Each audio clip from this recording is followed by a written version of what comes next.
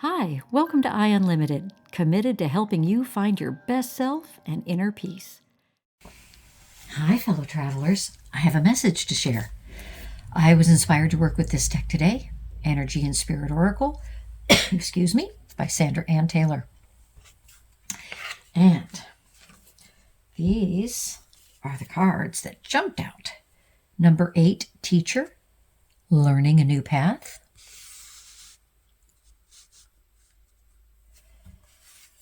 Number 10, Archangel Raziel, Wisdom, Inspiration, Akashic Records. Isn't that pretty? And 22, Journey Guide, Travel, Change in Location. So these are, this one's talking about a path, this one's talking about traveling. And I keep getting messages recently that are all kind of about the same thing,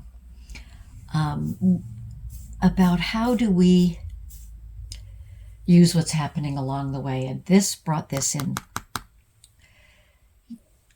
So it isn't necessarily about a whole new path.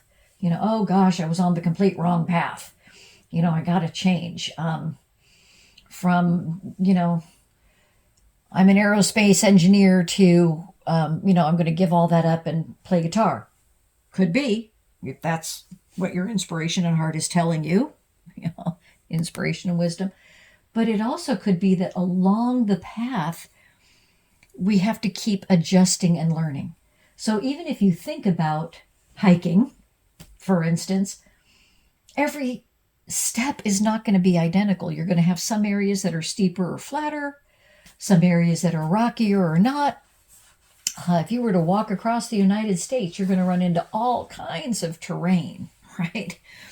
So we have to be open for new things all along the path, because we get, at least I do, maybe you're the same, we get into a mindset that, okay, this is it. Like, okay, it's going to be this way now forever. Not necessarily, and there could be things. But I was reminded of the Buddhist principle that a lion does the same preparation to go after a gazelle as it does to go after a tiny bunny. It doesn't just like, oh, that's no big deal, I'm not going to think a thing of it. Like it still, focuses and intention and sees what it wants, and it pulls itself back and it launches, right? And that's part of what travel and path and that momentum. I keep getting messages about the momentum, and that if we fall down, I saw an interview with Michael Caine where he talked about in a play, he had to enter a scene from a door. And what had happened with the characters, between the characters before he came to enter, one of them threw a chair, and as it so happened, that chair kind of wedged itself up against that door. So when he went to open the door, he couldn't get it fully open. And I'm assuming this was in a rehearsal that he was talking about. He was able to poke his head around the door. And the director told him, use the difficulty. And he's, what do you mean? And he said, if it's a comedy, then you fall over the chair trying to get in. If it's a drama, then you grab the chair and hurl it back.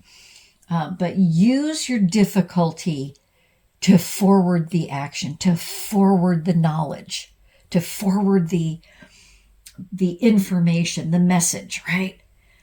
And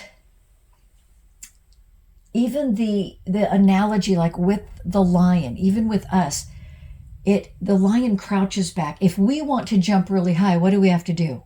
We crouch down first to consolidate, to build that mass, to get that spring. If you try to spring up just from a fully standing erect position.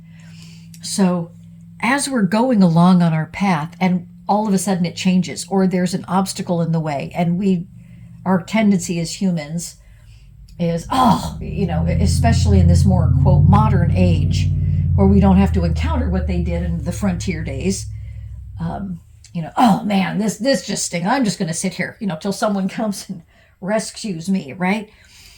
So how can we use that as a springboard to something else? Not just physically, but even mentally, emotionally, spiritually.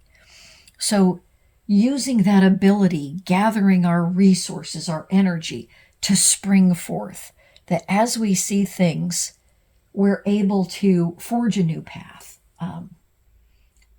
find a new direction, find a new inspiration, right? To make it through. If a difficulty, a challenge is going to come. So it isn't just a matter of what lesson can I learn here? What is this teaching me? But even beyond that, which is a very valuable question. I love it, and I keep asking it. But is there a way for me to use this to move everything forward?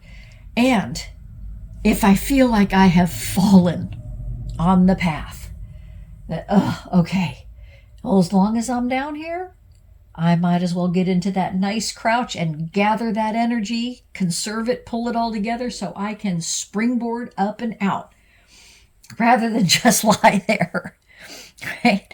And it's about keep going, right?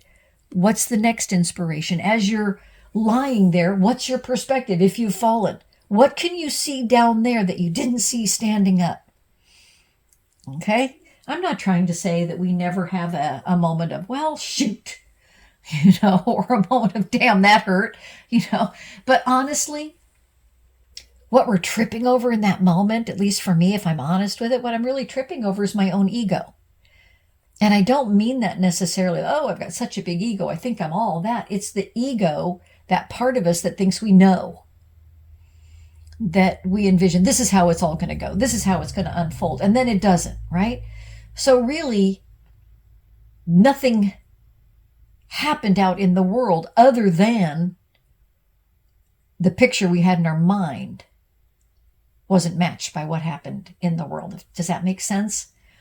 So when we stumble and fall, really, it isn't that, oh, suddenly an obstacle appeared. It's that we imagined the journey was going to be effortless. We're just going to glide, which, hey, nothing wrong with that. But when we trip and fall, realize that it was because of our own ego, our own thoughts about how it should go. And yeah, you can lick your wounds for a second. Like, okay, well, go ahead and rest, but gather that energy to spring up and spring forth and see what new perspective we can get from that new angle if we do fall. Because, seeing something from the bottom up might give you some new ideas or inspiration. You might see a doorway down there you wouldn't have seen otherwise, right? And then let it renew our spirit to keep going. As we're resting, we don't have to rest bitter, angry, complaining, carping, griping, right? There might be some of that, but that's a matter of us training ourselves, right? Learning to not stay in that space. It didn't go the way I wanted, so I'm going to have a temper tantrum here. I'm not going to go. Yeah, you can have a few minutes, but then our wisdom, inspire, literally breathe in and pull in as we're breathing in. This is what I keep saying about breath work. Breathe in all that divine energy. Imagine yourself pulling it through all the spaces inside you, creating pathways, flowing, restoring everything it goes past, opening you up so that it can flow all the way in and then through you, right? That you're riding on that wave. And then it can take you to a place that your ego mind, human mind, couldn't have conceived of. So I hope that provides you with inspiration, encouragement, some perspective. But If you see here, this whole travel and change in location, even if things didn't go the way we thought and something is changing from the way we thought it would look at this. It's held in divine hands. So we don't have to think, always go do the negative. Oh, this is wrong. This is a problem. Oh, that we look around, get the inspiration. Don't just go off our ego mind. But then don't be afraid of the changes in the path, the new path, the change in location, and see where it leads us. So keep breathing in and filling yourself, letting that restore and renew you, and keep looking for your best self and inner peace. I hope this video helped you rise higher and shine brighter. Keep going. Invest just a few minutes here with me each day, and you'll see your happiness, fulfillment, and inner peace grow. Please remember to share, like, and subscribe to this channel so others can find their best selves in inner peace too.